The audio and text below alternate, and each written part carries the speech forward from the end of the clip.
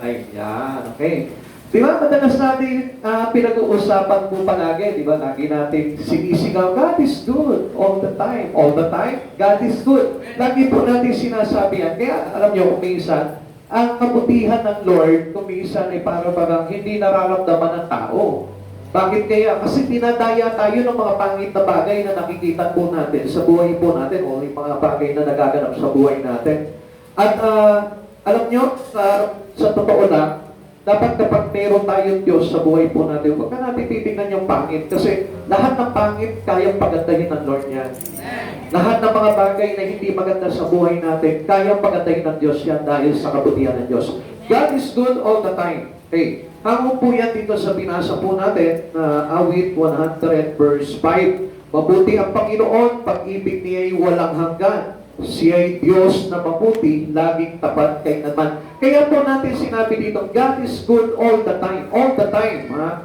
Ang ipinapakita po kasi dito, ang pag-ibig po sa atin ng Diyos ay walang hanggan. So, ibig sabihin, yung pag-ibig na yon, kaya nga may pag-ibig dahil may kabutihan. At kung walang pag-ibig, walang kabutihan. Kung walang kabutihan, walang pag-ibig. Kaya nga, alam nyo, ang umiibig, kailangan may kabutihan. Amen. Wala po tayo nakita na umibig tapos ang sama-sama niya. So, ibig sabihin po nun, hindi po yun yung pag-ibig. Okay, let's go into our topic. We have questions about the goodness of God. Madalas tinatanong po natin, talaga ba mabuti ang Diyos? Yes.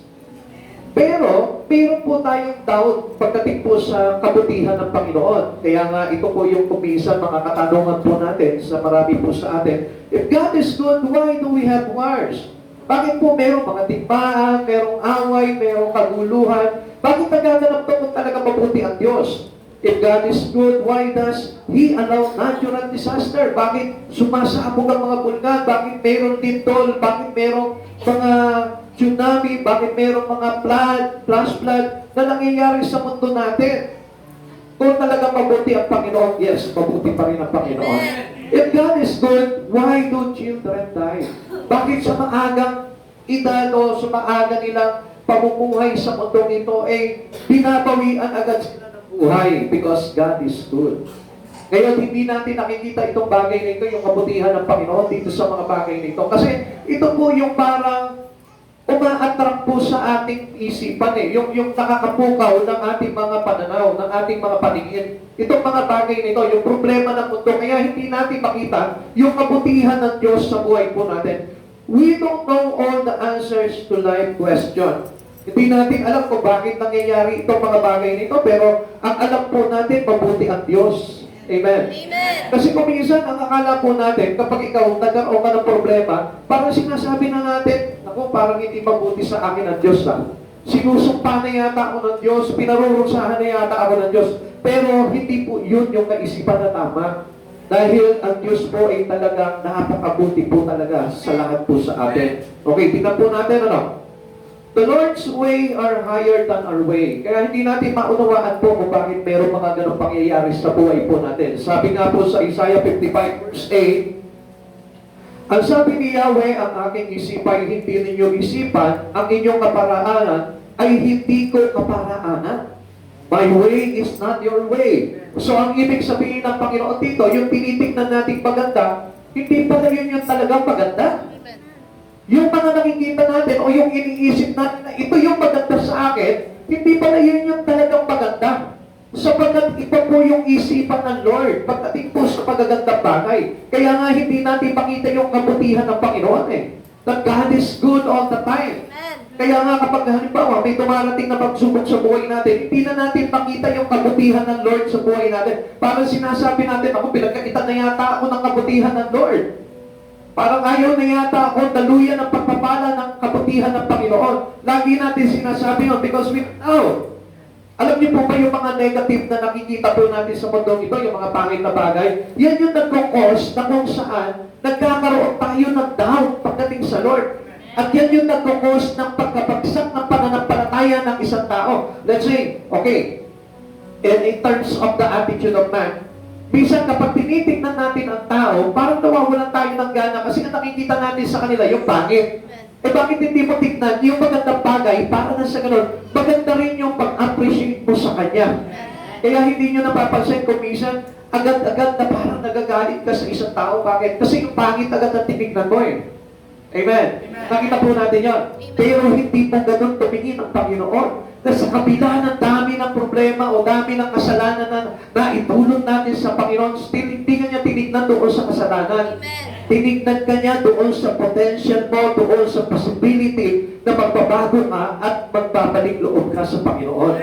So nakita niyo po, doon pa lang makita na natin yung kabutihan ng Panginoon. Okay, our knowledge is limited, God's knowledge is unlimited.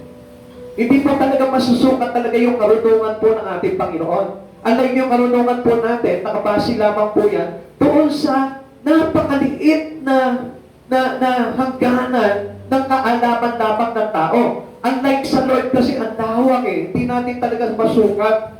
Kaya kuminsan, we judge God into our life, parang inuusga natin agad ang Panginoon sa buhay po natin. Naku, hindi naman yata totoo itong Diyos na ito, bakit ganito ang nangyayari sa buhay ko? Marahil hindi natin talagang gustong alam yung mga bagay na gusto ng Lord sa buhay natin. Isaiah 55 verse 9. Kung paano ang langit ay mas mataas kaysa lupa, ang aking kaparaanan ay higit kaysa iyong kaparaanan, at ang aking kaisipan ay hindi maabot ng iyong kaisipan. Ganito lamang po kasimple yan. Sometimes we go limiting our knowledge or our mind.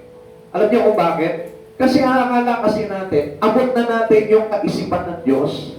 Even though we read the Bible, even though we study about the words of God, still, very limited pa rin yung kaalaman po natin. You know why? Kaya nga inihalin tulad niya ito, na kung gaano kataas ang langit, mataas na higit kaysa sa lupa, hindi ito maabot ng ating unawa.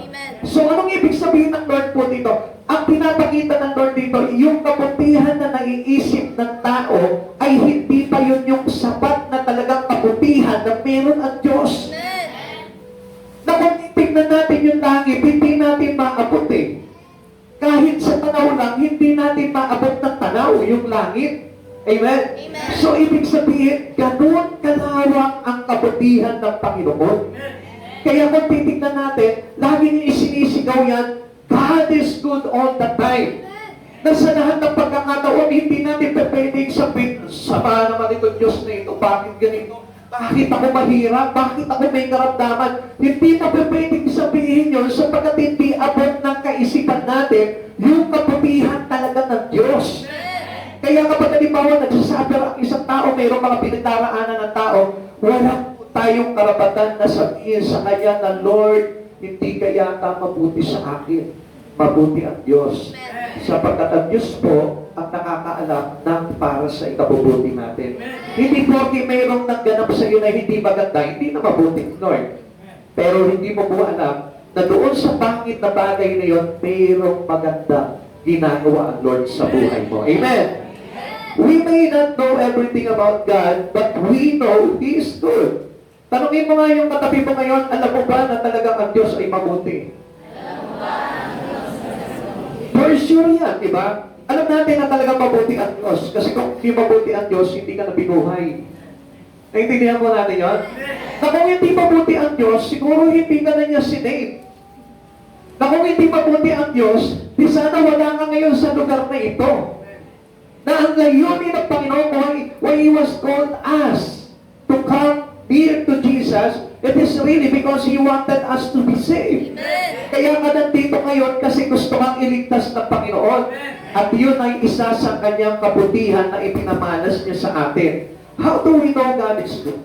Paano po ba natin malalaman na ang Diyos talaga na ito ay talagang subtal ang kanyang kabutihan? We know God is good because of who He is. Dahil siya yung siya. Alam natin kung sino itong si Jesus.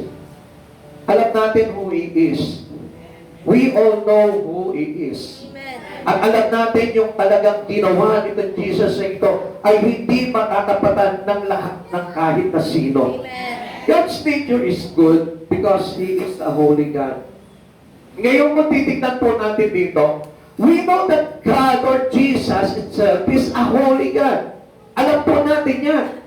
So, ibig sabihin, pag sinabing God, nandun yung kabanalan. At kapag sinabing banal, nandun yung nakakapit na sa kanya yung kabutihan. Kaya walang taong banal na hindi mabuti. Amen. Dito lang, pag marirealize natin na yung kanyang pagka-Diyos ay kalakip ang kabanalan. His nature is holy.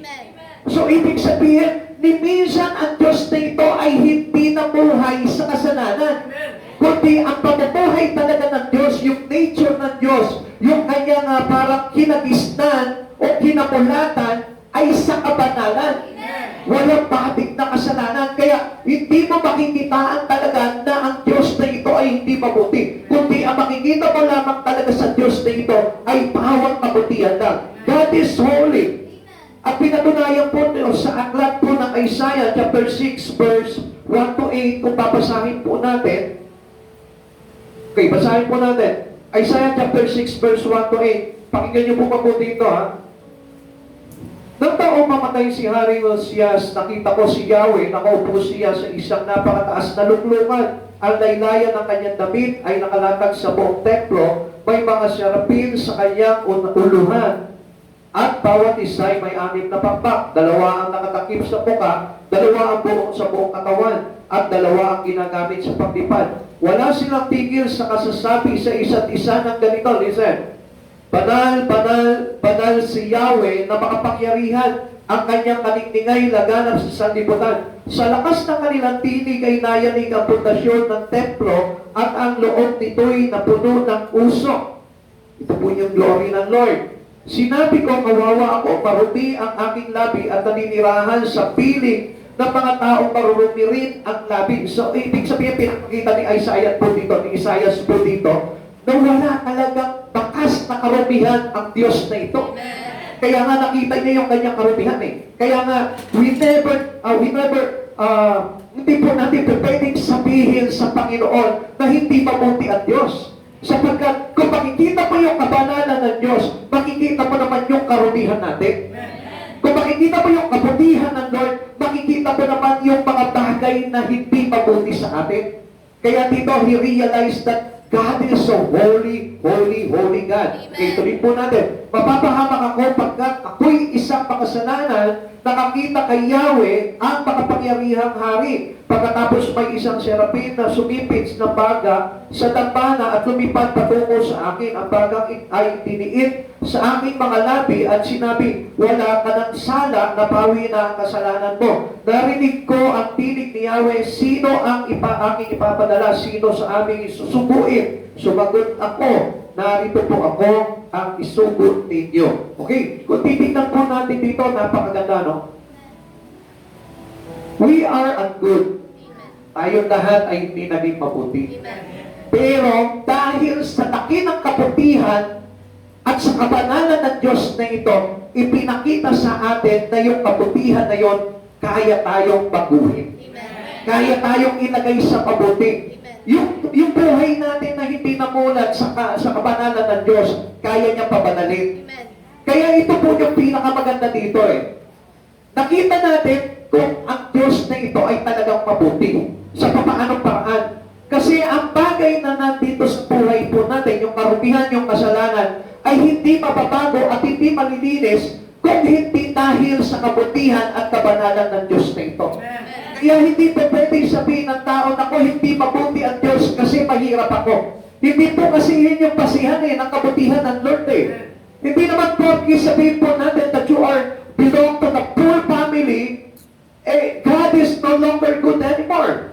Hindi po natin pwede sabihin na ang Diyos ay hindi mabuti sa iyo dahil mahirap ka na.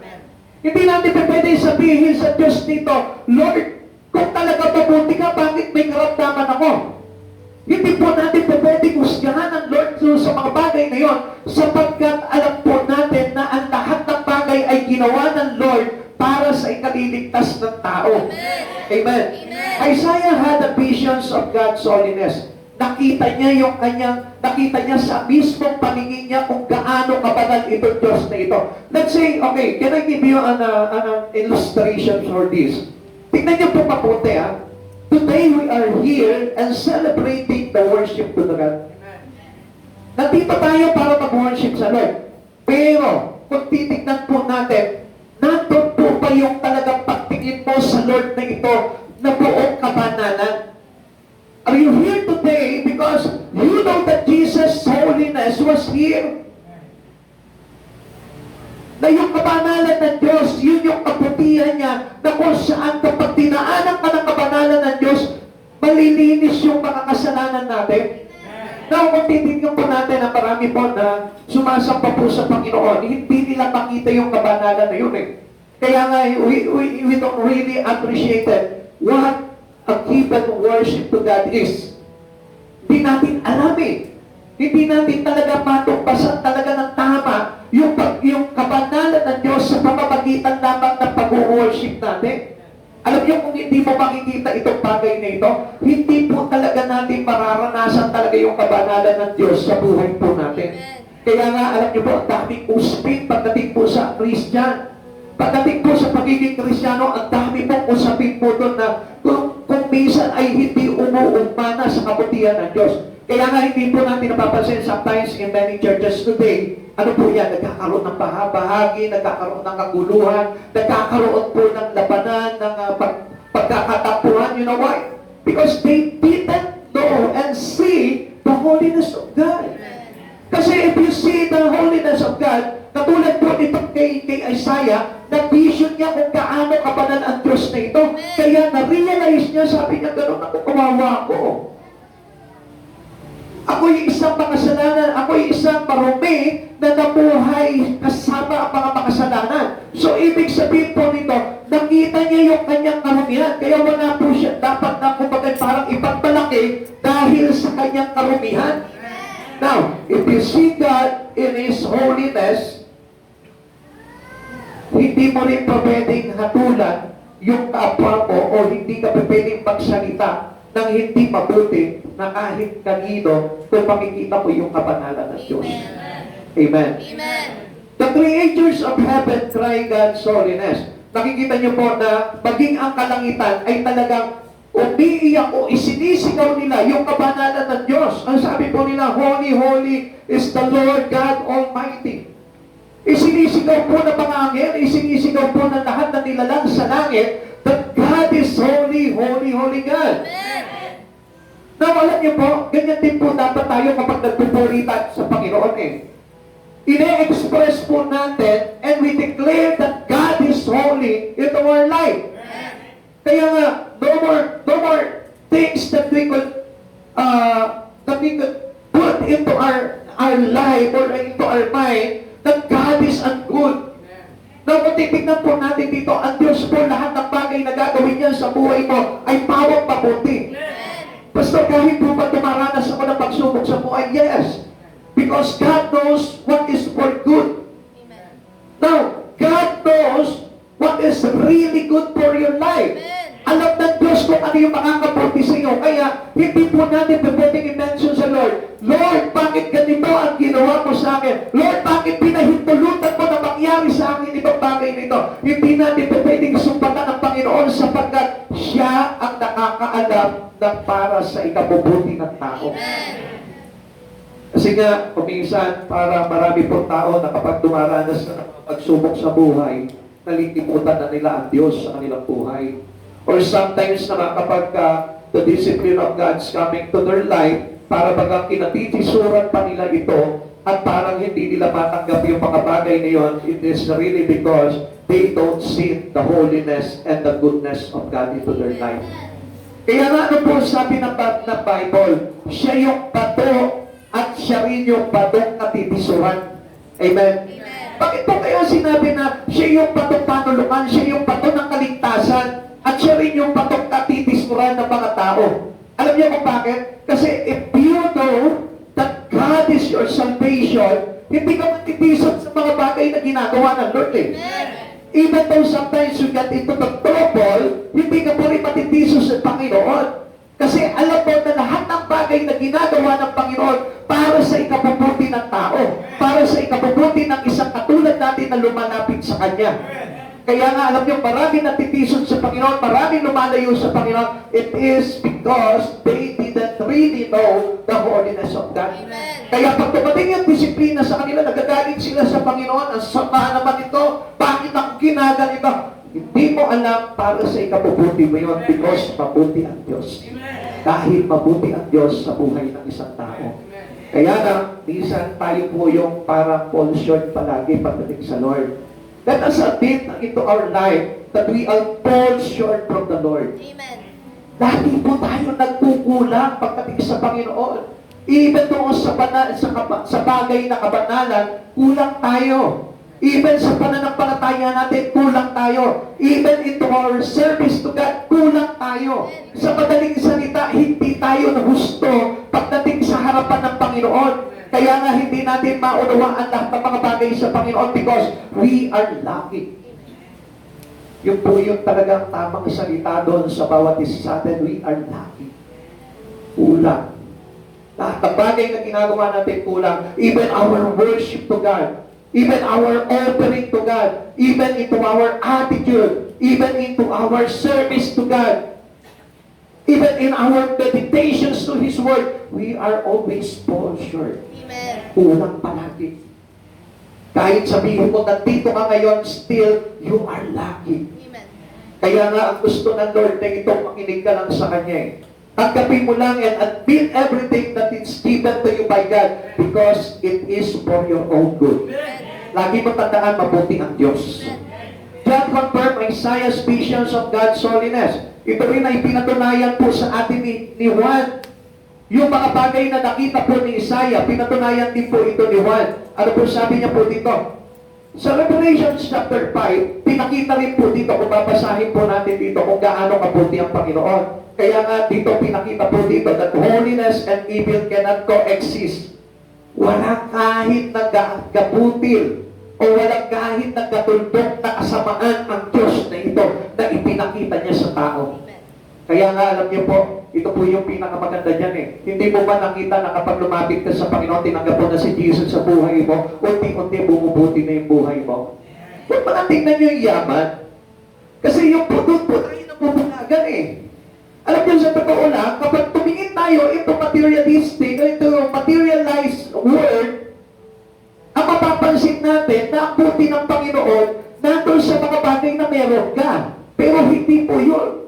Alam mo ang kabutihan ng Lord? Yung nakakilala ka sa Kanya because you are delivered from evil. Amen. Naintindihan mo po yan? Ang pinakamagandang kabutihan ng Lord na naranasan po natin, yung tanggapin mo si Jesucristo sa buhay mo at mapalaya ka sa kasalanan. At kasi yun po yung magdudulot po sa atin ng buhay na walang hanggan. Eh ano pa po ba yung buti na mas hihigit sa buhay na walang hanggan? Hindi po ba wala na? Hindi po ba na halimbawa, let's say, sabihin natin na marami kang pera kung wala ka namang kaligtasan, wala pa rin po maganda. Kaya nga sinabi niya po dito, holiness and evil cannot coexist in God. Kahit sa buhay po natin, hindi po dapat na parang mas umangat yung kasamaan kaysa sa kabutihan. Kaya nga nakikita ko, di ba, kapag halimbawa Kristiyano ka, tumanggap ka talaga sa Panginoon, kapag nagagalit ka, agad mong kinangabig yung galit mo. Kapag sumasama yung loob mo, agad mo talagang nire-release agad yung iyong galit. You know why? Because God gave His goodness into us. And that spirit of goodness can overcome every evil in our life. Lahat ng mga evil, lahat ng kasamaan sa buhay ng tao, because of the spirit of goodness in God na nilagay niya sa buhay po natin, na ipinagkaloob niya sa buhay po natin, yun po yung sumisira ng kasamaan. Kaya pag tinanggap mo si Jesus sa buhay mo, absolutely, tinanggap mo yung spirito ng kabutihan ng Diyos at yun yung tataig sa kasamaan. Amen. Kapag ang isang tao ay nabuhay na sa kabutihan, lahat ng bagay na masasama sa kanya, he can deliver it by himself. Kaya nga po, meron po tayong tinitawag na self-deliverance. Alam niyo po ba kung minsan, hindi tayo magkakaroon ng tinatawag na self-delivery kung wala po tayong buti sa katawan po natin. Kung hindi natin tinanggap yung spirit of goodness ng Lord, which is the fruit of the Holy Spirit, sa buhay po ng mga mananampalataya, hindi po natin ma-overcome yung kasamaan. Ano po sabi po ng Romans chapter 12, verse 21? Overcome evil with good. So, ibig sabihin, it no good into a person, paano niya ma-overcome yung evil? Hindi, di ba? Amen? Kapag wala po tayong buti sa katawan, paano natin ma-overcome yung evil? Maybe we join evil. Amen? Maybe we conform our life into evil. Maaring gano'n na mangyayari sa atin. Kaya nga po, ano nangyayari po sa mundo?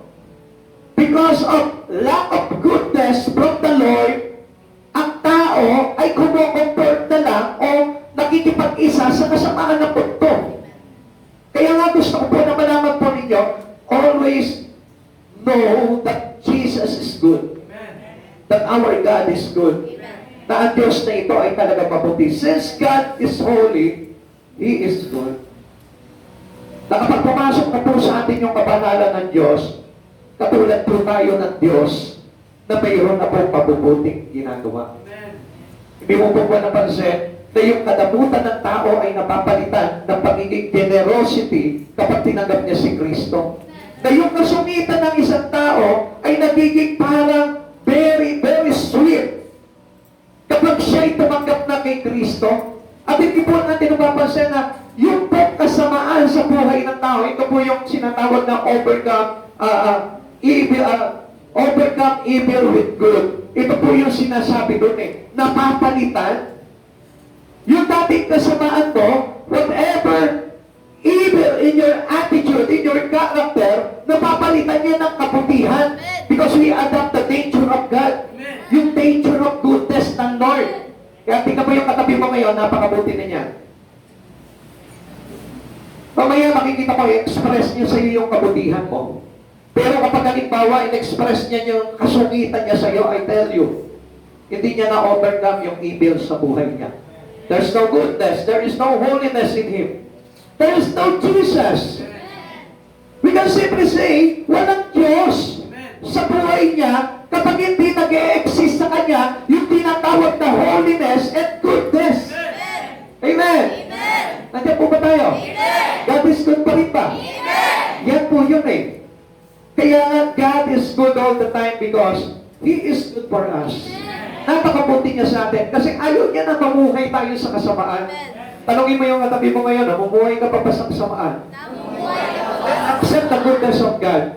Lagi mong itiklaran sa bibig mo, God is good all the time. Lahat ng pangit na bagay sa buhay ko, kaya niyang itinigan ito. Lahat ng masasama sa buhay ko, kaya niyang palitan ito ng kabutihan ng Diyos. Amen. Ako hindi ako naniniwala na ang isang tao ay walang pag-asa Lahat ng tao, kahit na anong kasamaan yan, sabihin mo na sinkero man yan, sabihin mo na sikboy man yan, o sabihin natin na kung ano-ano mga kasalanan na pinagkagawa niyan, mayroong pagbabago yan because if he seen the goodness of God in his life, that is changes. Magkakaroon ng pagbabago yan. Kaya walang taong masama Wala namang taong talagang masama Kaya lang pinasasama. Amen. O sumasama. Pero wala po talagang masamang tao. Because we are belong to the image of God. We are created from the image of God. So ibig sabihin, if God is good, you are good. Amen. If God is holy, we can be holy also. Tayo din, pwede tayo maging banal. Sapagkat galing tayo kay Jesus, galing tayo sa ating Ama, galing tayo kay Yahweh. So ang ibig sabihin nun, pabusilangin mo lang yung kabutihan sa puso mo, magiging mabuti ka. Kaya lang, alam nyo, ang mahirap po dito, sometimes we are being deceived by an enemy. Kaya nga, ang sabi po ng Biblia, makikita po sa gawa kung sino ang kanilang ama.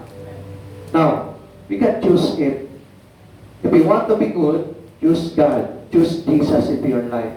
But if we want to stay evil, stay in Satan. But I want you to know na ang buhay ng tao ay laging may kabutihan. Because if you had God into your life, gusto ko malaman po ninyo, hindi pwedeng hindi mag-e-exist ang kabutihan sa iyo ni Jesus. Amen. We can be sure then that God is good all the time. Doon pa lamang makikita na natin na talagang ang Diyos na ito napakabuti Minsan hindi mo po ba napapansin yung mga tipulisan kapag halimbawa para na kang gumawa ng kasalanan. Di ba? There are times na malimit na nakakagawa tayo ng kasalanan. Ha? Naintindihan niyo po yun? Di ba kung minsan parang natatempt tayo, ang dali nating matempt na gumawa ng kasalanan, pero pagkatapos ng kasalanan na yun, ano yung pumapasok sa isipan mo? Ano? Ang sarap naman itong kasalanan na ito. Ba? Hindi yun. Diba? There is conviction.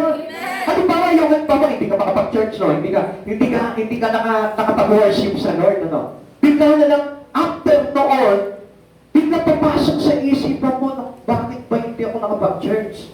Bakit ba hindi ako nakapag-worship? Pumapasok yung kabutihan ng Lord. He convict us because He doesn't want us to stay evil. Ayaw ng Lord na panatili tayong masama. Kasi nga, ang gusto niya talaga, yung kabutihan niya, yun yung nag-exist sa buhay po ng tao. Kaya everything or every time that we do evil in our life or we do sin into our life, nandun yung conviction. At yung convictions na yun that will put you into the goodness of God. Amen. Yun ang kabutihan ng Panginoon. Hello? Amen. Hindi ka naging mabuti sa iyo, Lord, dahil kasi pinapaulan ka ng pera eh. Amen? Diba kung minsan parang sinasabi nila, buti mo Lord, kasi dami kong pera ngayon. E paano kaya pag wala kang pera? Sasabihin mo pa rin kaya mabuti ang Diyos sa buhay mo? Yes, still. But still say that God is good all the time in my life. Bakit? Kasi nga hindi niya pinapahintulutan na manatili ako sa impyerno. Kundi iniligtas niya ako, inilipat niya ako sa liwanag. Amen. Amen. Hindi niyo po ba nakita yung kabutihan na yun? Hello? Amen. Hello? Amen. Kung makikita mo yung kabutihan na yun, hindi mo natitignan kung ano yung meron ka sa buhay nito, wala ka. Ang titignan mo, gusto ng Lord na maligtas ako. Kaya parang yung kabutihan na ng Diyos. Amen. Kaya nga sabi ko nga kumisan eh. Sabi ko, Lord, bakit isang buwan na walang laman ang wallet ko? Sabi ko, yung isa pag tinutupod ko yung wallet ko, nakikita ko lang puro lisensya o ID. Sabi ko, bakit ganito yung wallet ko, puro laman ID? Eh kapag halimbawa may babayaran kami dito, wala akong madukot, hindi ko na mapaibayad yung lisensya ko. Pero still, nakita ko pa rin yung kabutihan ng Lord eh. Kasi bakit? Kasi kung titignan po natin, may mga bagay na hindi niya pinapangyari sa buhay mo kasi ayaw niya na mapahamak ka. Amen. Kaya nga minsan, alam niyo, noong time po na nagkasakit po yung kapatid ko, sabi ko, Lord, kung sa akin nangyari ito, naku, wala na siguro, baka patay na ako. Hindi namin kakayanin ito kung sa akin nangyari itong bagay na ito. Pero nakita niyo po yung kabutihan ng Lord because He knows your limitations in life. Nakita niya kung hanggang saan yung kaya mo, kaya hindi ka niya talaga sinusubok tungkol sa higit sa makakaya natin. At yun yung isang napakalaking kabutihan ng Diyos na hindi niya inaalaw na mapahamak ka. At alam niyo naman, doon naman sa pagkakataon na nung nagkausap kami ng kapatid ko, sabi naman ng kapatid ko sa akin, alam mo, yung kabutihan ng Lord, hindi natin makikita yan sa dami ng ating mga pinanghahawakan sa buhay. Sabi niya gano'n sa atin, yung kabutihan ng Lord na kahit nandun ka na sa bingit ng kamatayan, kaya niya pa rin na ibalik sa iyong buhay para manatili kang buhay. Sige ko doon pala, makikita na natin yung kabutihan ng Lord eh. Aanin ko yung pera kapag halimbawa nandun ako sa ganong kalagayan. Aanin ko yung kung anong meron ako, kung nandun naman ako sa ganong kalagayan. So kung titignan po natin dito, alam mo, parang makikita mo talagang buti talaga ng Lord na ito, siya yung nakakaalam. Amen? Siya yung nakakaalam na kung saan ito ba tao na ito mapapahamak o hindi? Ito ba tao na ito ay mapapabuti o hindi? Alam ng Lord lahat ng bagay sa buhay natin. Kaya alam niyo po, napakabuti ito ng Diyos na ito kasi hindi niya pinapahintulot talaga sa tao, lalo-lalo na kapag ang tao ay lumalapit sa Kanya, hindi niya pinapahintulutan na mapahamak. Amen? Amen? Tapos yung kausap ko po, meron po ako nakausap po sa isang chat. Kasi nag-comment po ako sa kanya because he is also suffering with a COVID-19. Tapos sabi ko gano'n sa kanya, meron akong isang passage na pinasa po sa kanya. Ang sabi ko sa kanya, sa lahat ng pagkakataon, ang Diyos ang maaasahan natin. Alam niyo, sabi niya gano'n sa akin nung nagka-chat kami. Sabi niya, thank you, brother, to doon sa inano mo sa akin. Kasi hindi niya naman alam na pastor. Basta nakachat ko lang siya. Tapos sabi niya sa akin, sabi niya, ang ganda ng pinadala mo sa aking verse sa Bible. It helped me so much. Sabi niya, totoo yung sinabi mong yun eh. Totoo yung pinadala mo sa akin yun.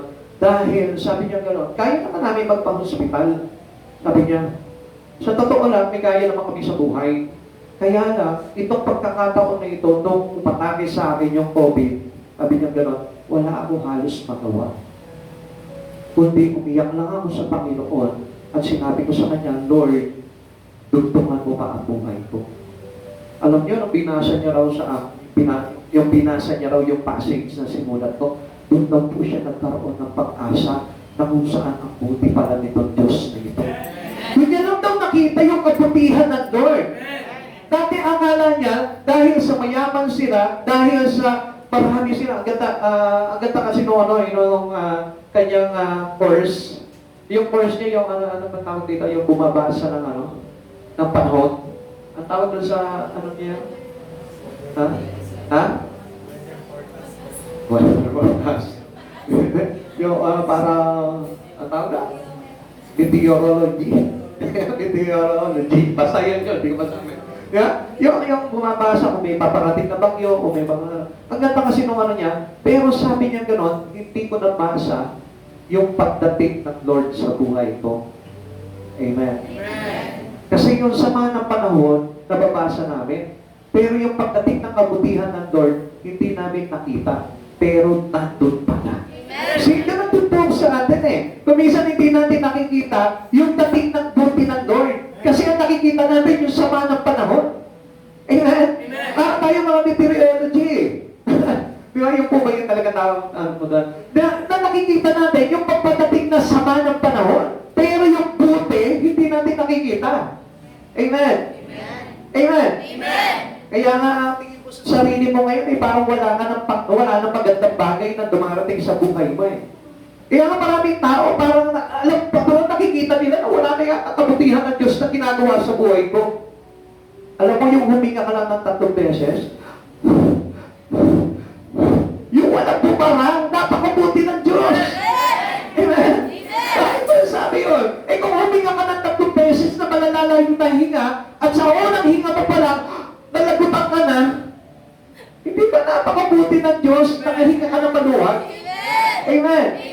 Kaysa naman sa sinabi mo sa Lord, napakabuti mo kung tatanggalin mo itong utang mo. Paano kung natanggal nga yung utang ko, pati yung hilinga mo natanggal din. May buti pa ba yun? Wala, di ba? So, ang ibig sabihin doon, ang buti ng Lord, sa kabila ng dami ng utang mo, humihinga ka pa rin ng maluwag. Amen. No. Let us face the truth. Ang dami nga dyan, may mga utang, hindi na makahinga ng maluwag eh. Pero ikaw, ang dami ng utang mo, nakakahinga ka ng maluwag. Wow, how good is that? Amen. That is good all the time. Kasi dito, yung iba ka pa halimbawa, nandiyan na yung mga maniningin, ano na nangyayari? Parang inaatake sa... Diba? Alas hindi ka makahinga ng maluwag. Pero ikaw, ang dami mong utang. Ang dami mong babayarin, ang dami mong mga bills. Nakahilera yung mga resibo ng babayarin mo, pero maluwag pa rin yung hininga mo. Yung anak, hinihingal ka, pero walang bara. Ibig sabihin, you are healthy. At kapag healthy ka, mabuti ang Diyos. Amen. That is good all the time. We can be sure na ang Diyos talaga ay napakabuti sa buhay mo. Amen. Tingnan mo nga yung katabi mo. Agaw ba yung hininga niya? Mapatid-patid ba yung hininga niya? Hindi, di ba? Ang luwag ng paghinga niya, so ibig sabihin, that is good. Amen. Tingnan mo yung katabi mo, nakakangiti ba yan? That is good. Amen. Pero pag tinanong mo yan, sister, marami ka bang utang? Oo eh. Pero nakakangiti, that is good. Amen. Yung iba nga dyan, hindi na nakakangiti eh. Alam niyo kung bakit? Kasi wala sa Lord. Pero pag nasa Lord ka, makita mo nakakangiti pa rin kahit dami ng utang. Yung Sister Mary Ann nga, makita mo yan eh. Ngingiti-ngiti lang yan, pero ang daming utang yan. Kaya alam niyo po, ang kabutihan po ng Lord po kasi, Hindi po natin makikita yan sa dami ng pera.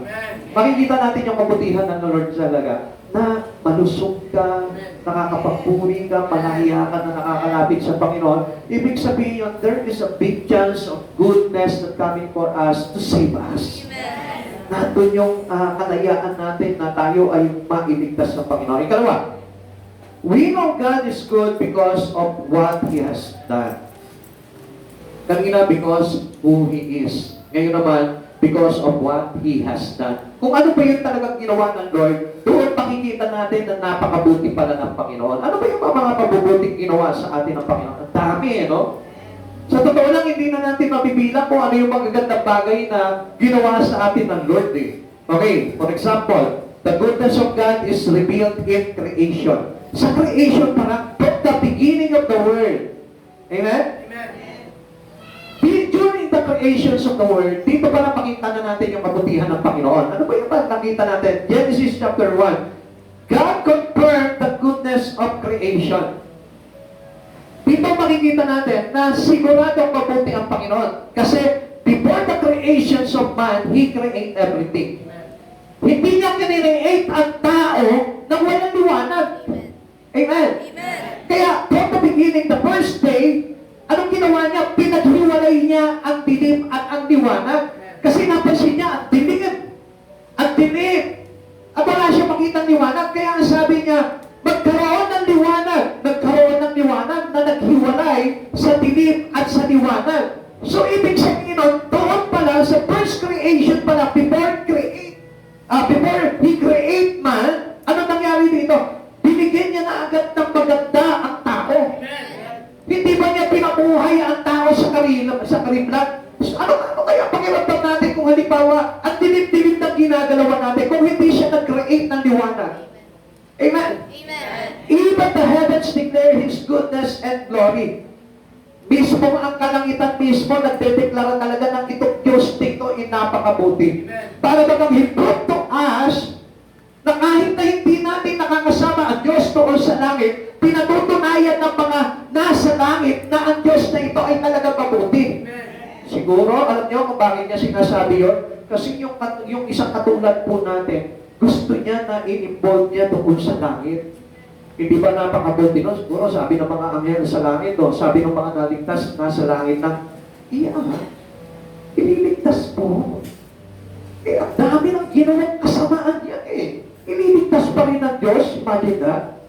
So, kung titignan po natin yung kabutihan ng Lord, na ako, maliligtas, ako ililigtas ng Lord, because of His grace, ililigtas niya ako sa dami ng kasalanan ko. Diba? Kaya nga dito, alam niyo po, nakita niya po na mangyayari po talaga yung pagiging pagkasalanan ng isang tao. Pero still, he think about goodness. Inisip niya pa rin yung kabutihan. Kaya nga po dito, pinakita po sa atin, even the heaven declares His goodness and glory. He created everything for, tingnan niyo po lahat noon, from the first day, second day, third day, fourth day, and the fifth day, and the sixth day, kinreate niya ang tao. Pinakita doon na lahat ng bagay ay kinreate ng Lord for the dominions of man. Amen? Para sa pangangalaga ng tao lahat. Yung dagat, yung mga bagay sa mundo, yung mga halaman, yung mga puno, yung mga hayop na nandun, pinangalagaan ng tao. Para saan? Para sa pangangailangan ng tao. Hindi ba napakabuti ng Diyos? Hindi niya sinabi, hindi niya sinabi na magkaroon ng liwanag, pero babayaran mo ito May monthly tayo dito. Hindi yan katulad ng Serpenco. At hindi yan katulad ng Nawasa na na-delay ka na, puputulang ka na. Hello? Imagine that. Gamay ngayon, 300 lang, isang araw lang, pinutol na. Samantalang sa Lord, ang sabi ng Lord, magkaroon ng tubig, magkaroon ng lupa, magkaroon ng liwanag, free for all. Imagine how good is God to us. Diba napakabuti ng Diyos? Pinrovide niya lahat ito, pero ang tao pinabayaran sa atin. Nakita niyo na kung gaano kabuti ang Lord? Amen. Nakita niyo po ba doon? Kaya nga sabi niya, free for you. Lahat ng bagay na kinreate ko ito para sa tao yan. Yung mga pagkain na yan, yung mga gulay na yan, yung mga ibon, yung mga lahat ng isda na nasa dagat, para sa tao yan. Amen. Pero ngayon, dahil sa kasamaan po ng mga tao, inabuso po nila yung kabutihan ng Diyos. Kaya lahat ng bagay ngayon binabayaran na. Nakita niyo po yung kwento po ng isang matanda, 94 years old, isinugod siya sa hospital kasi hindi siya makahinga. Pagkatapos po nun, pagdating niya sa hospital, 24 hours, sinalpakan siya ng oxygen para lamang siya makahinga. At kinabukasan po nito, pwede na siyang makalabas, binigay sa kanya yung kanyang billings. Ang laki ng kanyang babayaran. At sa laki ng kanyang babayaran, napaiyak siya. Sabi ka sa kanya ng doktor, tatay, sabi niya gano'n, okay lang naman kung hindi mo mabayaran to, meron tayo mga lalapitan para makatulong sa babayarin mo. Ang sabi ng matanda, sabi niya gano'n, hindi dahil sa wala akong pambayad, kaya kong bayaran yan. Kaya lang, 94 years akong nabuhay, huminga ng walang bayad. Sa loob ng 24 hours, ang laki ng babayaran. Malit. Now, yung oxygen tank na yun, sa 24 hours, ang laki ng binayaran niya. Samantalang ilang taong ka na ngayon, humihinga ka ng libre. How good is God for us? Amen. Amen. See how good is God? Nakita niyo kung gaano kabuti ang Diyos na ito? Kaya nga sabi niya po dito, okay, mga awit 19 verse 1, ang kaluwalhatian ng Diyos ay ipinahayag ng kalangitan, ang ginawa ng kanyang kamay, ipinapakita ng kalawakan. So, ibig sabihin yan, yung ikaw ay nakakapabuhay ka, nakakahinga ka ng maluwag, napakabuti na ng Diyos. Ang buti ng Diyos na ito na kahit nagbabayad ka, bumibili ka ng mga bagay na yan, ng mga pagkain mo, hindi ba't napakabuti pa rin ang Panginoon? Kung hindi niya nilikha yung mga bagay na yan, kahit na may pera ka, anong bibili mong pagkain? Wala. So, ibig sabihin, how good is God into our life? Lagi mo palaging i-meditate yung kabutihan ng Lord na ginawa niya sa araw-araw sa buhay mo. Kaya huwag po tayo magtatampo sa Panginoon sapagkat ang Diyos na ito ay napakabuti. The goodness of God is revealed in redemption. Not only in creation, but in His redemption. Tungkol sa kanyang pagtapos po sa atin, sa ating mga kasalanan, hindi po ba napahayag po dito yung kabutihan na ipinagkaloob niya sa atin? Tingnan po natin, sabi po ng Romans chapter 5, verse 8 to 17. Nandiyan pa po ba tayo? Okay, basahin ko po sa inyo, 8 to 17, Romans chapter 5. Ngunit ipinadama ng Diyos ang kanyang pag-ibig sa atin nang mamatay si Kristo para sa atin noong tayo'y pakasalanan pa. At ngayong napawalan sala tayo sa pamamagitan ng kanyang dugo, lalo ng tiyak na maliligtas tayo sa puot ng Diyos sa pamamagitan niya. Dati tayo'y mga kaaway ng Diyos, ngunit ngayon tinatanggap na niya tayong mga kaibigan alang-alang sa pagkamatay ng kanyang anak. Kaya tiyak na pagpakaligtas natin sa pamamagitan ng pagiging buhay ni Kristo. Hindi lamang ito, nagagalak tayo, nagpupuri sa Diyos sa pamamagitan ng ating Panginoong Jesucristo sapagkat dahil sa Kanya tinanggap tayo ng Diyos na mga kaibigan niya. Ano sabi po dito? Ito, ganda po dito, sinabi po dito sa verse 11. Tingnan niyo po Hindi lamang ito, nagagalak kayo, nagpupuri sa Diyos sa pamamagitan ng ating Panginoong Jesucristo sapagkat dahil sa Kanya, tinanggap tayo ng Diyos na mga kaibigan niya. Kapag alam mo yung pumot, kapag yung pinahintulutan pala ng Lord na makapagpuri sa Kanya, you are now a friends of God. Ibig sabihin, meron na tayong kalayaan na makapagpuri sa ating Panginoon. Verse 12, ang kasalanan ay pumasok sa sanlibutan sa pamamagitan ng isang tao at ang kamatayan sa pamamagitan ng kasalanan niya. Dahil dito lumaganap ang kamatayan sa lahat ng tao sapagkat ang lahat ay nagkasala. Nasa sanlibutan na ang kanyang kasalanan bago ibinigay ang kautusan. Ngunit walang pinanagots na kasalanan kung walang kautusan. Listen, gayon man naghahari ang kamatayan mula kay Adan hanggang kay Moises, kahit sa mga tao na ang pagkakasala ay tulad ng pagsuway ni Adan. Si Adan ay anino ng isang darating, ngunit magkaiba ang dalawang ito, sapagkat ang kagandahan loob ng Diyos ay higit na dihabak. Yung kagandahan loob ng Diyos, yun yung kabutihan ng Panginoon. Higit na dihabak kaysa sa pagsuway ni Adan. Totoo nga nagdala ng kamatayan sa marami ang pagsuway ni Adan, ngunit malaki ang kahigtan ng kadagdahan loob ng Diyos at ng kaloob na dumating sa napakarami sa pamamagitan ng isang tao, si Jesucristo. Verse 16, ang kaloob ay higit na di haba kaysa ipinunga ng pagsuway ni Adan. Nagdala ng hatol ng kaparusahan ang kanyang pagsuway. Ngunit ang kaloob na dumating sa kabila ng maraming pagsuway ay nagdulot ng kapatawaran. Verse 17, sa pamamagitan ng isang tao, si Adan, naghari ang kamatayan dahil sa kanyang kasalanan.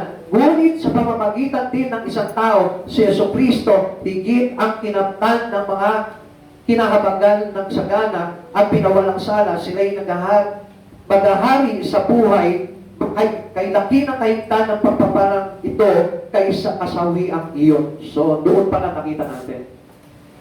Now, after ng sin, which is the falling of man, pinalitan ito ni Jesus ng kaligtasan. Nakita niya na ng ibang tao ay nagkasala at napahamak. Pero dahil sa kagandang loob at kabutihan ng ating Panginoon, anong ginawa niya? Pinilit niya pa rin na maligtas ang tao. Amen. Let's say, ganito po yan. Let's say, halimbawa po tayo, nagkasala. Hindi naman sa pagkakasala mo, pinabayaan ka na agad ng Lord. God take you into a chances to renew. Gusto pa rin ng Diyos na mabago ka pa rin. Gusto pa rin ng Diyos na ito na mahango ka pa rin niya sa kasalanan. Kaya hindi niyo po napapansin, ang haba ng grace ng Lord. Which is yun yung po yung kabutihan ng Lord eh. God is good all the time. Kaya natin sinasabi na ang Diyos talaga ay mabuti magpakailanman. Sapagat alam niyo po ba, ang tao hindi po yan basta pinarusahan eh. Kundi gusto ng Diyos, hinangat pa rin ng Diyos na sa kabila ng dami ng pagkakasala mo, binigyan ka pa rin ng chance para ikaw ay maligtas. Amen. At ito pala masasabi natin, napakabuti ng Diyos na ito eh. Bakit? He loves us and has provided for our salvation. Siya pa rin po yung gumawa ng paraan para maligtas ka.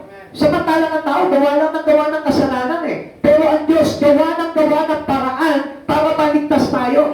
Ang tao, hindi niya alintana yung kapahamakan. Pero ang Diyos na ito, iniisip niya yung kapahamakan na mangyayari sa mga bagay na ginagawa mo. Pero hindi pinahintulutan ito ng Diyos. Ang tao, sige pa rin siya. Wala siyang pakialam kahit na mapahamak siya o maipiyar niya. Pero ang Diyos, sige pa rin ang Diyos na ito, sige ang Diyos na ito, dahil ayaw niya na mapahamak ka. Nakita niyo po yung kabutihan ng Lord? Tayo na nga mismo, nagdidesisyon na tayo sa sarili natin eh. Na kahit mapahamak po tayo eh. Kumisan nga po, mas pinipili pa po natin yung kasalanan. Pero ang Diyos na ito, ayaw pumayag. Kahit na pinipilit mo yung kasalanan sa buhay mo, kahit na pinipilit mo na mapahamak ka, ang Diyos na ito, pinipilit niya pa rin na maligtas ka. This is how good our God into our life. Galing ng Diyos, oh. Hindi lang nakikita ng tao yun. Kasi nga, hindi nila pinapansin ng Diyos sa buhay po nila eh. Pero ang Diyos na ito, He loved us and He provided our salvation. Siya yung nagpo-provide dito at ayaw niya talaga na pahintulutan sa tao na mapahamak sa impyerno. Kaya ang Diyos na ito, lagi yan, araw-araw sa pamumuhay mo, lagi kang ini-invite niya, lagi kanyang inaanyayahan para masakit ka lamang ng Diyos na ito. Kaya nga, isa ng bagay lang ang gagawin mo eh. Pauntakan mo yung paanyaya ng Lord, meron ka ng kaligtasan agad. Sa dami pa ng kasalanan na ginawa po natin, sa palagay niyo po ba maliligtas tayo? Kaya lang sa kabutihan ng Panginoon na ito, kaya tayo naligtas. Pero kung wala si Jesucristo, gusto ko po na malaman niyo, wala na tayong pag-asa. Wala na tayong kaligtasan. Pero sa kagandahan loob at kabutihan ng Panginoon na ito, niligtas po tayo. Sinner can be saved because of God's love. Dahil po sa pag-ibig po ng ating Panginoon, kaya po tayo naligtas. Now, kung titignan po natin dito, yung kabutihan ng Lord, yun yung kanyang pagmamahal. Amen. Kaya ako po sinabi po sa inyo that there is no love without goodness. And there is no goodness without love. Kaya nga, ito po yung ipinahayag sa atin ng Lord para hindi po tayo mapahamak eh. Kaya nakita po ninyo yun sa kautusan. Ang dami ng kautusan pero kinontak niya lang, pinresize niya into two. Amen. At ano po yung sinasabi po nitong dalawa na ito? Love God. Love God above all. And the second one is, love your neighbor as you love yourself. So, makikita po natin doon, ano po yung i-emphasize? Love. Love. Love for the Lord and love for the man. Amen. So, dito pinapakita po ng Diyos dito, yung kabutihan at kagandahan ng loob ng Diyos na ito, na yung sa dalawang bagay lang yun, ay matatapos mo na yung kasalanan. Hindi niya na inisa-isa sa atin, huwag kang pagkakaroon ng maraming Diyos.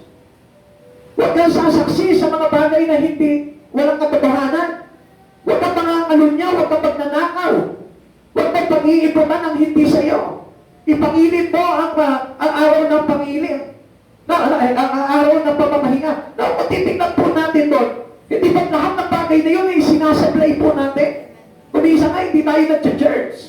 Amen. Lahat yun ay isasablay po natin, pero still, ang Diyos dito dahil nakita niya na hindi kayang ipulpil ng tao itong mga bagay na ito at mapapahamak ang tao, kaya anong ginawa ng Diyos? Kapapit, ito to. Kaya lang, hindi mo pa rin mamahal yung kapatid mo. Kaya lang, ayaw mo pa rin mahalin yung katabi mo. Kaya lang, ayaw mo pa rin mahalin yung mga tao sa paligid mo. Amen. Hello. Mahal mo nga ang Diyos, ayaw mo naman mahalin yung kapitbahay mo. Mahal mo nga ang Diyos, galit ka naman sa pastor mo.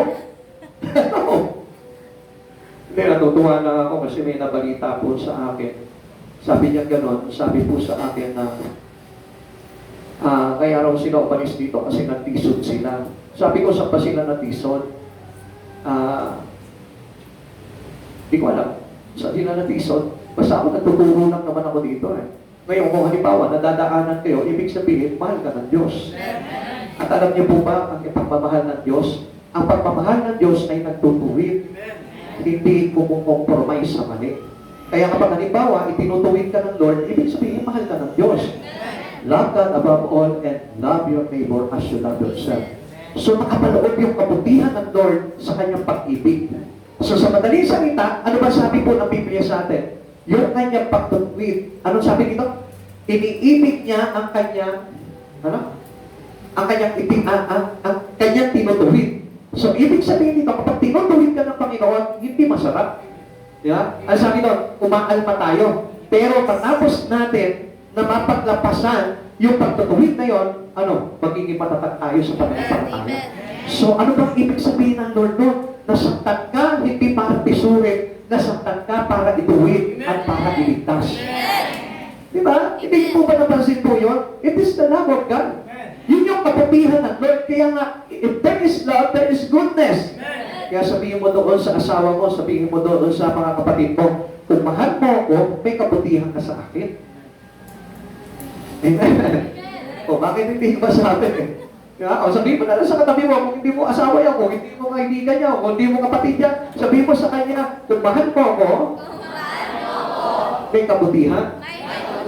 Kung mabuti ka, mahal mo ako. Ganun ang Lord eh. Ganun ang Lord eh. Sometimes, ang Lord na ito, napapood sa atin dahil sa patuloy natin paggawa ng kasalanan. Pero, hindi niya pinabayaan pa rin yung katulad natin na makasalanan eh. Amen?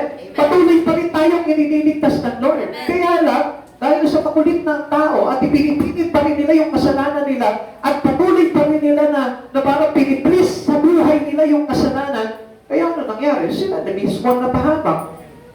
Kaya hindi natin ba pwede sabihin na hindi mabuti ang Diyos kasi napahamak ako? Hindi. Tayo yung walang buti. Amen? Tayo yung walang buti kasi hindi natin pinili yung pag-ibig ng Lord sa atin eh. Yung pag-ibig niya na ipinadaman niya, Romans chapter 5 verse 8, na ipinadaman niya sa atin, nung tayo yung makasalanan pa, nung tayo yung kaaway pa ng Diyos. Amen? Iniligtas tayo ng Panginoon. Okay, this is God's wondrous work of redemption. Yung ipinadaman niya sa atin sa pamamagitan ng pagpapako niya sa krus. Di ba napakagandang larawan ito ng kabutihan ng Lord? Kaya nga kapag nakikita mo yung krus ng Lord, yun yung larawan ng kabutihan ng Diyos. Yun yung larawan ng pag-ibig at kabutihan ni Jesucristo na ipinamalas niya sa bawat isa sa atin. Amen. God is so good. Napakabuti nitong Diyos na Because the very best things that cannot do by any, He did it for us. Ginawa ng Diyos. Yung hindi magagawa sa iyo ng magulang mo na iligtas ka, isang baka sa kasalanan, ginawa ng Diyos yan para sa iyo. Imagine He is God. Kung tutusin, wala siyang pakialam sa atin eh. Tayo yung gumagawa ng kapahamakan natin. Siya yung Diyos na matuwid. Siya yung Diyos na talagang He is right to judge. May karapatan siyang humatol sa tao. Pero alam niyo po ba, hindi niya pa tayo hinahatulan. Kahit nakikita niya na tulad na yung ginagawa nating kasalanan, He extend His suffering. He has a long suffering. Ang haba ng kanyang pagtitiis. Dahil ayaw niya na mapahamak ka. Kaya nga ang tao alam ba, darating na ang Diyos. Tinutuya pa na, alam ba, second coming na. Hindi mo ba alam, hinihintay ka ng Lord na magbago mo na bago bumalik ang Diyos. Amen. Because He is concerned with you. He is concerned with your soul. Kasi ganun niya kamahal yung iyong kaluluwa eh. Kaya nga alam niyo, hanggang meron pang Kristiyano na matitigas ang ulo, kaya hindi makabalik-balik itong Diyos na ito.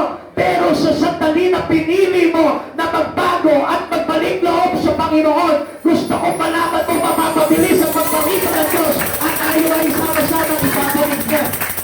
Hallelujah, praise the Lord. Kaya nga ganun yung pagtitiis ng Lord na ito. Hindi niya parang sinabi na, okay, sige. Bahala na sila mapahama. Bababa na ako dyan. Sutuin ko na yung mga karapat-dapat. Yung mga Kristiyano na matitigas ang ulo. Bahala na sila mapahamak. Hindi. Hindi inisip ng Lord yun. Ang inisip ng Lord, there is chances. I will give you chances. Sige na, anak, magbago ka na. Sige na, anak, lumapit ka na. Sige na, anak, tumalikod ka na sa nagpakasala. He always insists the goodness of Him to us. Lagi niyang ipinipilit yung kabutihan niya na mailagay talaga sa tao para maligtas. Grabe ang Diyos na ito eh. Kung alam lamang po ng mga tao na ang Diyos na ito, wala na pong ginawa. Wala nang ginawa sa buhay niya. Hindi niya na inisip yung kanyang pagka-Diyos. Even though He was on His throne, hindi niya na inisip, hindi niya na dinamdam yung sarap ng kanyang trono doon. Umupo na lang, nag-relax. Kundi iniisip niya araw-araw, gusto kong maligtas to. Gusto kong maligtas tong anak ko to. Papaano siya, ayoko siya na manatili sa kasalanan. Alam mo ba, daily in your life, God was visiting you. Hindi mo lang nakikita yung bagay na yun. Pero gusto kong malaman mo, araw-araw, pinupuntahan ka ng Diyos. Kino-comfort ka ng Diyos. Ine-encourage ka ng Diyos dahil gusto niya maligtas ka. That's why sometimes there is an offer in the Spirit. Hindi po ba napapansin yun? Why God has given us an offer in our spirit? Bakit ba mayroong mga Bible study? Bakit po ba mayroong mga pagtuturo? Bakit po ba mayroong mga encouragement about the spiritual life? It is because God was visiting us at ayaw ng Diyos na mapahamak tayo. Sometimes, patuhan mo po lang ng konting glimpse ang Lord sa buhay mo. Take a little glimpse to Him. Pansinin mo naman yung mga ino-offer niya sa iyo. It is for your salvation. It is the goodness of God. Kakala niyo simple Bible study ng ito? Naku, wala namang kwenta yan. Gusto kong malaman mo, it is the way of God for us to be saved.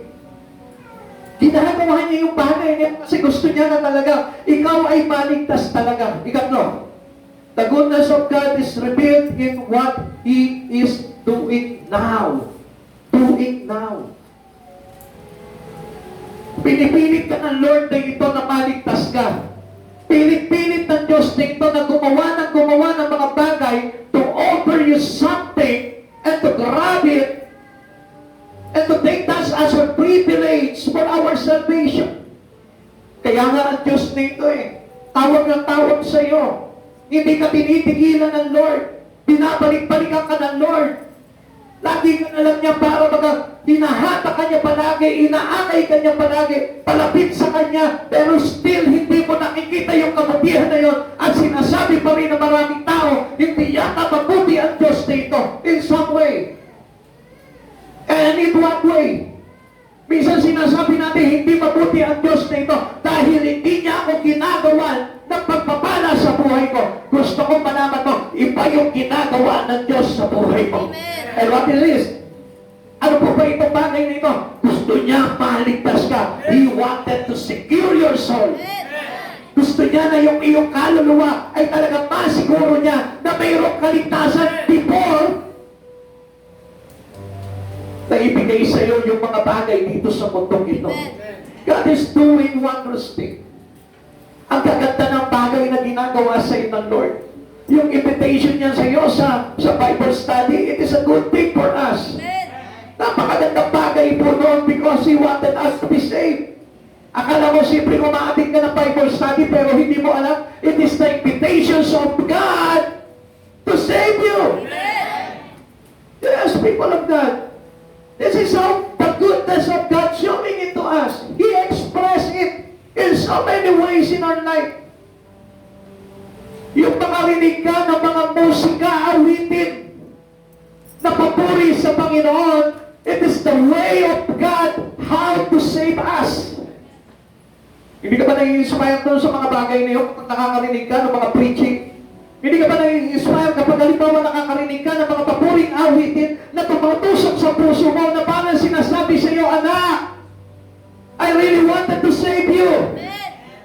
Inuubos ko yung panahon ko bilang Diyos para lamang iligtas kita. This is the good privileges of God into our life. Ang buti ng Diyos na ito. Talagang umiisip siya ng pamamaraan para lamang isalba po tayo. He is saving all who come to Him in faith. Kaya nga hindi po natin napapansin, ang daming ino-offer sa atin ng Lord. Punta sa church. Pag-ipag-pray ka, punta sa Bible study, retain it, manatili ka, meditate the Word, study the Word, worship me, learn the song to worship Him. Kaya nga po, ine-encourage tayo ng Lord na ito because of His goodness. Dahil yung kabutihan ng Diyos na ito ay talagang ini-insist na pinipilit niya sa buhay ng tao na matanggap itong bagay na ito para lumayo sa kasalanan at lumapit sa kabutihan at kapanalan ng Diyos. He is saving all who come to Him in faith. Lahat ng lalapit sa Kanya ay may pag-asang maligtas sa pamamagitan ng pananampalataya. God will just provide saving faith. Faith provides salvation. Sabi po ng Romans chapter 5 verse 1. Sapagkat napawalan sala na tayo sa pamamagitan ng ating pananampalataya, mayroon na tayong mapayapang ugnayan sa Diyos sa pamamagitan ng ating Panginoong Jesucristo. Your faith in Christ Jesus can save you. Pero hindi po ganun kadali po yun. Because I tell you, people of God, that God is offering you something for us to enhance our faith in Him.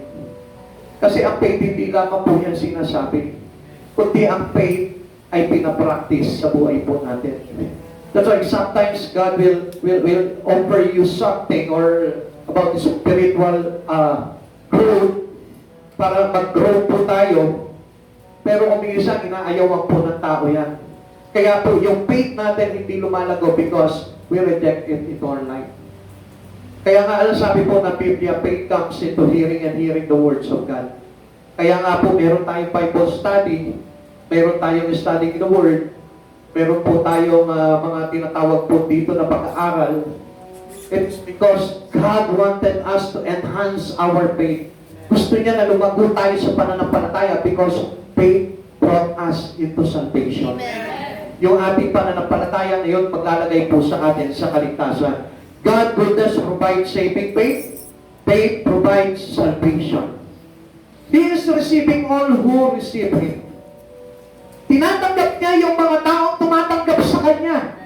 But the question in here is, do you receive Christ already in your life? Are you receiving Christ already? Siguro marami po nagsasabi po sa atin, I receive Christ already in my life. I receive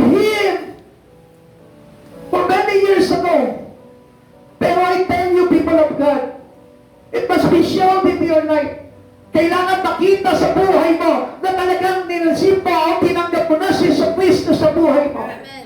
Kailangan na ibahagi mo na si Kristo sa buhay mo at nailalarawan na ng pamumuhay mo si Kristo na tinanggap mo. Sabi ng Lord po sa atin, John chapter 6 verse 37, lalapit sa akin ang lahat ng ibinibigay sa akin ng Ama at hindi ko itataboy kailanman ang sino mang lumalapit sa Kanya. If you receive Him, you will receive by God. If you receive Him, you will receive by God. If you reject God, you will reject it too. Ang sino ang magpakahiya sa akin dito sa lupa, ipagmamakahiya ko sa harapan ng aking Ama. You will be rejected if you reject Christ in your life. You will be rejected if you reject the words of God in your life. You will be rejected if you reject the invitations of God into your life. Come on, people of God. You must be wise. Kailangan po isipin po natin itong mga bagay na ito. Walang taong tatanggapin ng Diyos na hindi tumatanggap sa Diyos. Maybe we tell you by your lips that I received already Jesus in my life as my personal Savior. Pero, He is your Savior. Pero hindi ka niya maisagip. Why? Because you reject many things in Christ Jesus. Whatever He offers to you by God, do not reject it. Or soon you will be rejected too. Sabi ng Lord, kung sino tumatanggap sa akin, tatanggapin ko. Kung sino lumalapit sa akin, lalapit din ako sa Kanya. If He knock in His door, the door will be open to Him. If He will ask for something in my neck, it will be given to Him by my Father. Kapatid, He offer you something. He offer you a lot of things for you ask to be saved. Maraming bagay na in-offer sa atin ng Panginoon. But still we reject it. Many people reject it. How come that this God will receive you? How come that this God will accept us? Gusto ko na malaman po ninyo. Lumapit ka sa Panginoon at ang Diyos ay lalapit sa iyo. Tanggapin mo ang Diyos sa buhay mo at tatanggapin ka niya. Tanggapin mo yung mga bagay na ino-offer niya sa iyo at tatanggapin ka niya. Mga kapatid sa Panginoon, if you reject the words,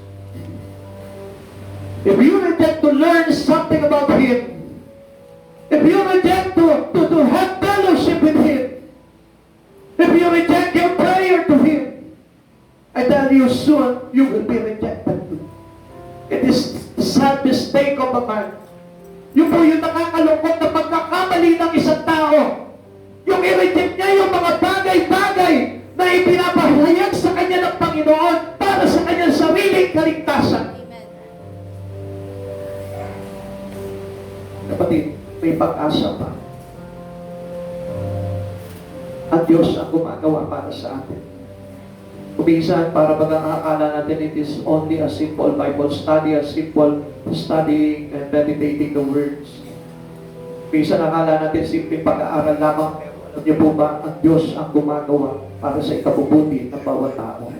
He is causing all things to work together for good to those who love Him. If you love God, you will appreciate everything in the Lord. If you love God, you will appreciate His invitation into your life.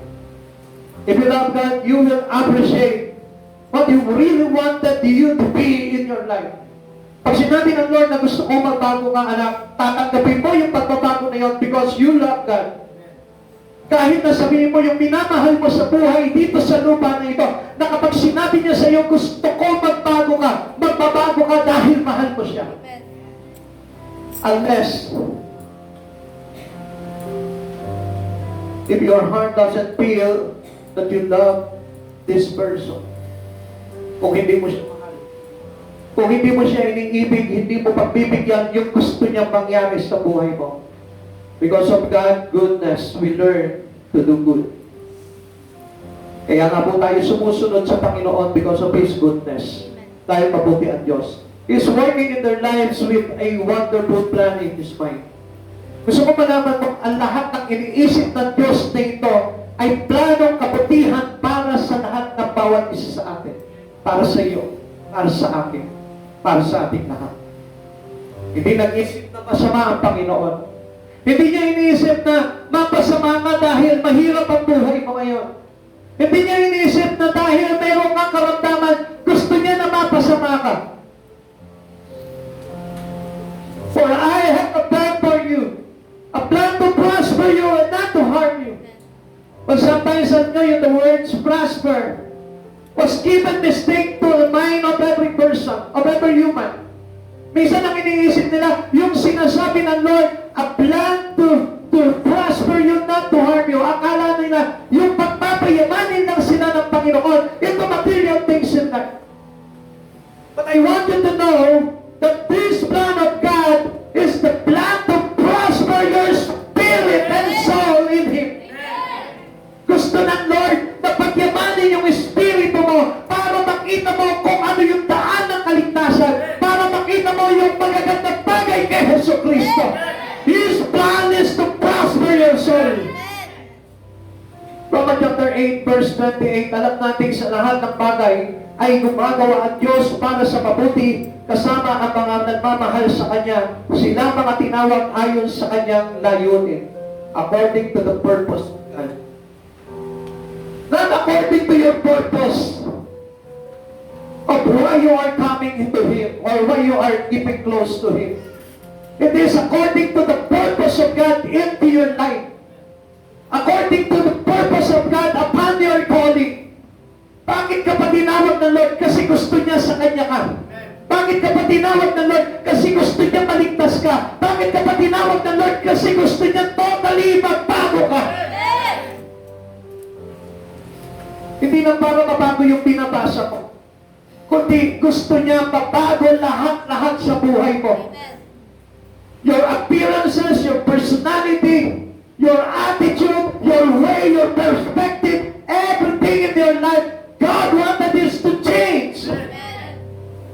Ang paglapit mo sa Panginoon ay hindi lamang para mabago yung sinasabi mo.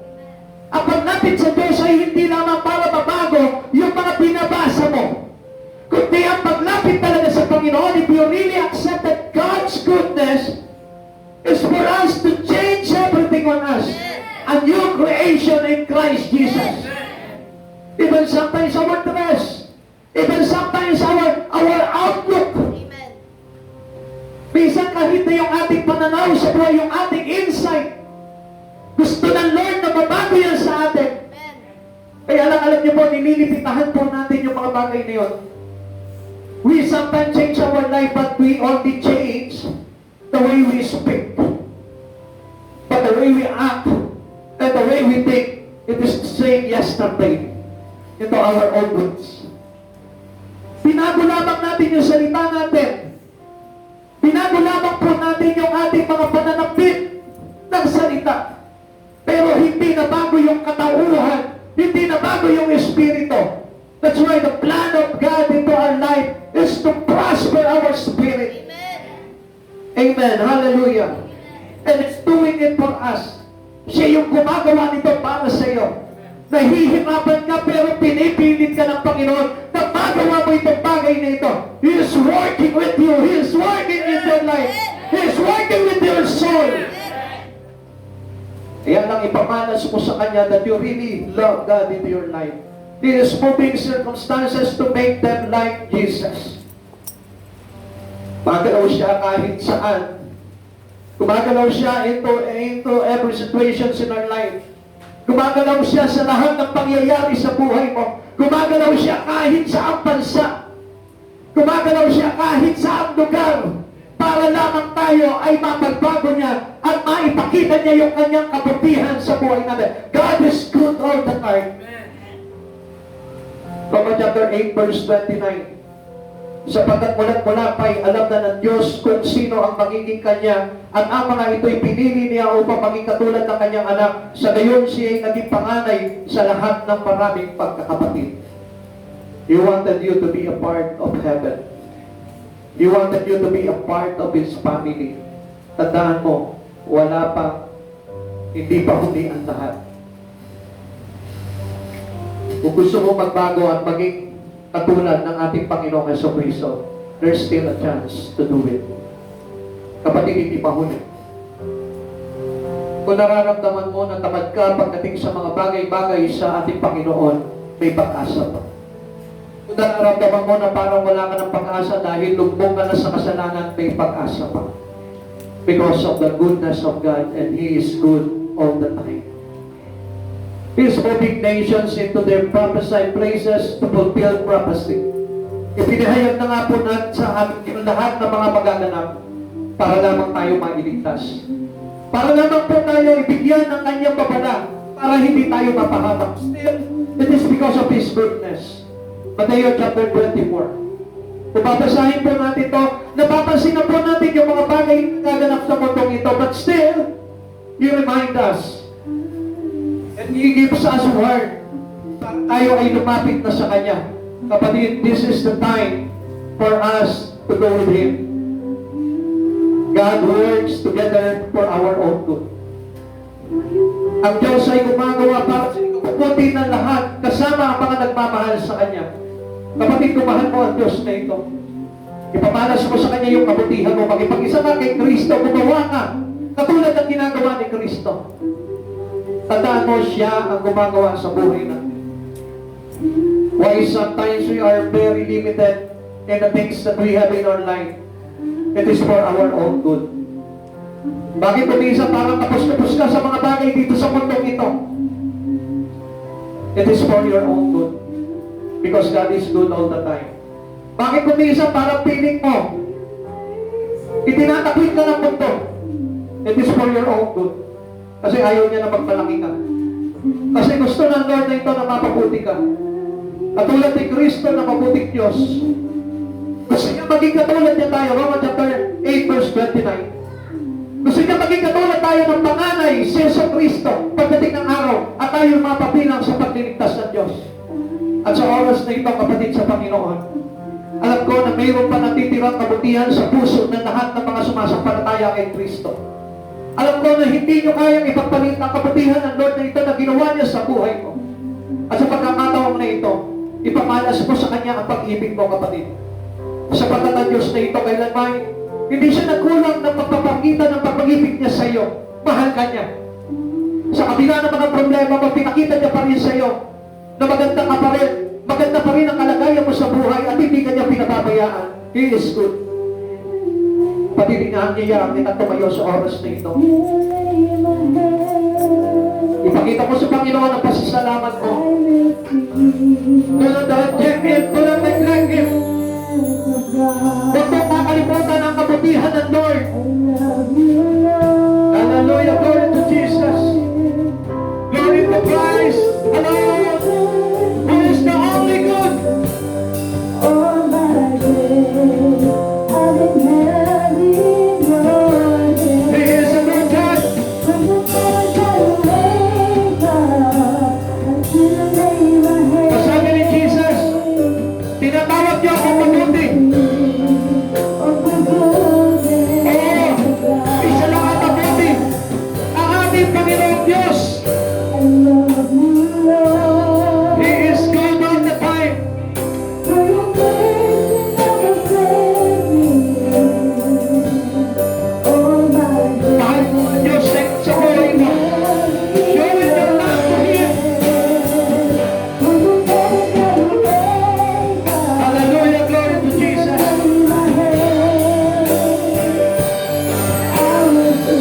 Pasalamat ka naman Diyos na ito sa kanyang kabutihan.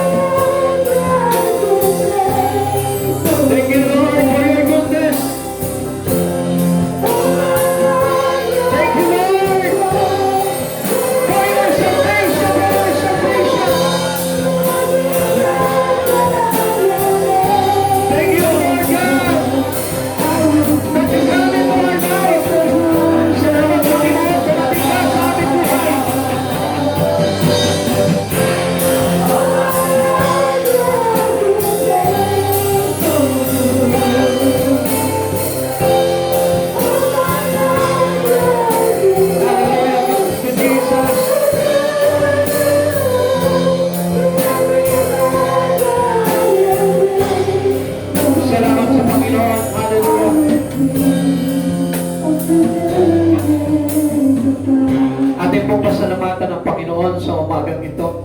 Panginoon, nagpapasalamat po kami sa kagandahang loob na ipinamalas po sa amin, O Lord. Tunay nga po, Panginoon, ang isinisigaw ng iyong mga anak, that God is good all the time. Napakabuti mo, Diyos, sapagkat you extend your saving grace to us, God, para maligtas kami, Panginoon. Panginoon, nagpapasalamat po kami sa umagang ito, Lord. Abutin mo po, Panginoon, ang espiritu at kaluluwa ng bawat isa sa amin na narito ngayon. Touch every soul, touch every spirit, O God. At hayaan mo, Panginoon, na sa pagkakataong ito, Lord, we express to you our love, our goodness. The same with you, Lord Jesus. Na kung paano mo ipinamala sa amin ang kabutihan mo, Lord. Extend that to us, O Lord. Kaya mo, Panginoon, na tanggapin ang bawat isa sa amin, Panginoon, ang kabutihan ito, Lord, upang ito yung maglagay po sa amin, Panginoon, upang patuloy kami lumapit sa iyo, patuloy kami maglingkod sa iyo, patuloy kami, Panginoon, manampalataya sa iyo, Lord, upang sa ganon, kaptin po namin, Panginoon, ang buhay na walang hanggan sa piling mo. Panginoon, maraming salamat po, Lord, and I declare blessing to all of them. Pagpalain mo po sila, Panginoon, siksikliglig at umapaw na pagpapala. At hayaan mong ikaw yung Diyos, Panginoon, ng kataas-taasan, O God, na mag-ari sa kanilang buhay ngayon at magpasawalang hanggan, Lord. At alam po namin, Panginoon, your Spirit, your presence, and your glory will be on us daily in our life. Yun po yung patupay po namin sa buhay nito, Lord, upang hindi kami mawala sa iyo. Salamat, Panginoong Yesus. Hayaan mo, pasalamatan ka namin ang buong puso. Sa iyo po namin ibinabalik ang lahat ng kapurihan, karangalan. God be the highest glory in Jesus' name. Amen. God bless you all po. Pagpalain po kayo ng